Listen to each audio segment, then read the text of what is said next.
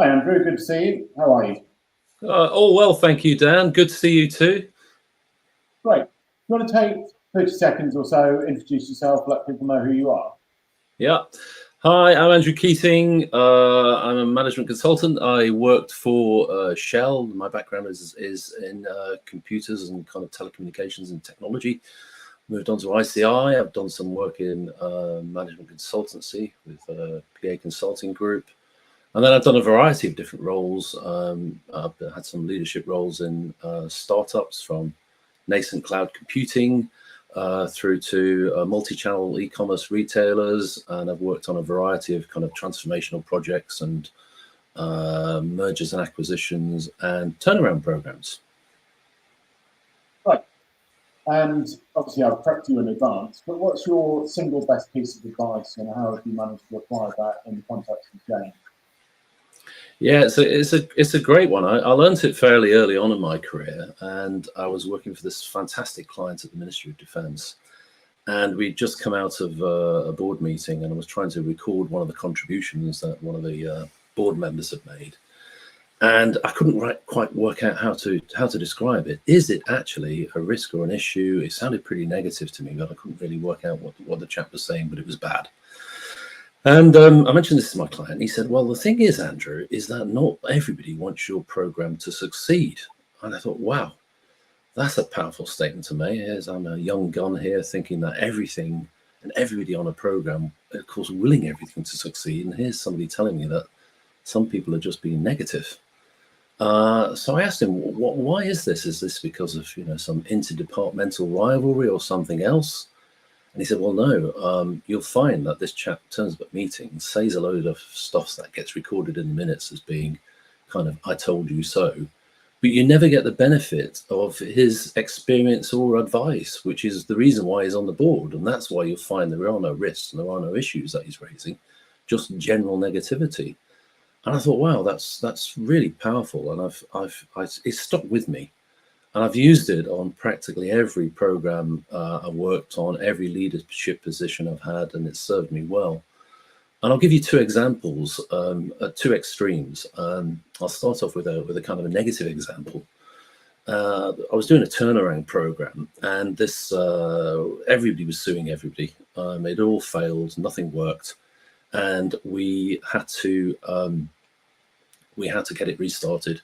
One of the head of the test team was very insistent that he visited this data center, and I couldn't work out why the supplier didn't want him to go, and it was causing quite eruptions. So I spoke to him and I asked him, well, why is it we need to go? What is it? Is it something in the specification that I missed? And he said, no, it's because I learn a lot.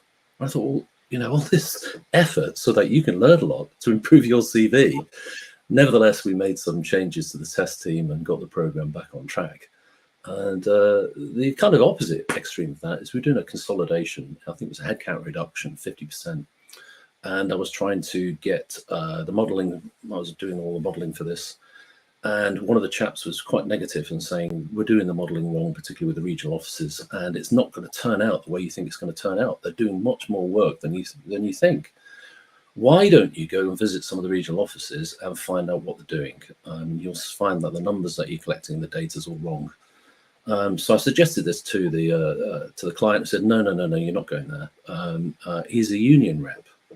And I thought, okay, so I can't go there. So I had a chat with him afterwards, and he seemed pretty positive, actually. He didn't seem to try to bring the program down. He was genuinely concerned that we had the wrong data.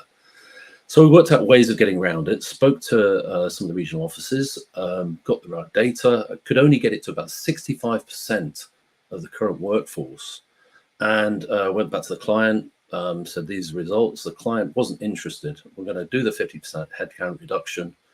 And lo and behold, when they actually made the program go live, it was a disaster. They had call hold times going through the roof, lots of complaints. It took them a year to sort out, and they ended up recruiting quite a lot of the people that they made redundant. And it more or less ended up back to the 65% level that the model predicted. So not everybody that provides you with negativity is actually just doing it for their own reasons. But the maxim stood true. Not everybody wants your program to succeed, and you need to go back to what are the motivations for being negative on your program. Yeah, and when we were speaking the other day, I think you were saying that a big part of the application of this going forwards has been to make sure that you've understood those motivations right up front for the program, Absolutely. and that everyone has their own agenda. Yeah, absolutely. And if you know any board that you sit on, and you look at people's contributions, and you look around the room and thinking, are they really wanting this thing to succeed? Not all of them are Cassandras. Some of them are genuinely pointing to things that will trip you up, and they need to be heeded. But other people perhaps need to be dealt with in a slightly different way. Yeah, that's great.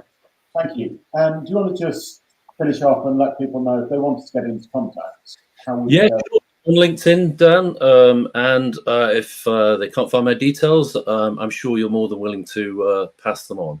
Yeah, absolutely. Great. Have a good day. Thank you. Cheers. Bye.